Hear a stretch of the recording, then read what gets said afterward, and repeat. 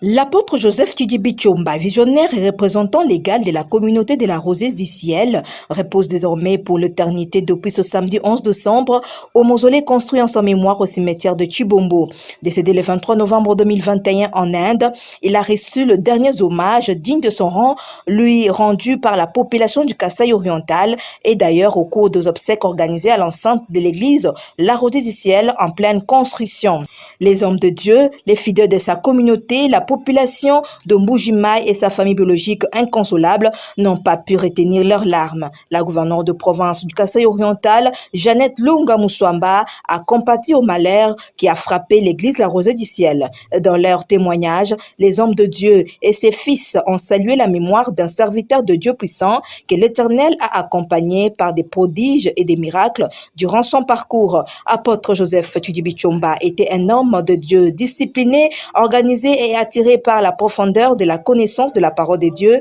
a dit l'apôtre Finé Kassonga, un modèle de l'évangile du Christ pour la RDC à cause de sa rigueur, a renchéri le révérend Gustave Nyeke, son ami intime. Dans sa prédication tirée du livre du Romain 11, 33 à 36, l'apôtre Ben Shaddai, le mentor de l'illustre disparu, a réconforté l'assistance et appelé toute la communauté de la Rosée du Ciel à l'unité pour poursuivre l'œuvre laissée par l'apôtre Tidibi. Il a martelé que l'intérim de la gestion de la communauté sur le plan administratif et spirituel sera donc assumé par le secrétaire général de cette grande église, le pasteur Jacques Mutombo, jusqu'à l'organisation de l'Assemblée générale élective. L'apôtre Joseph Tidibi Tshomba laisse derrière lui 11 orphelins et une veuve, Judith Marie Ndomba, inconsolable.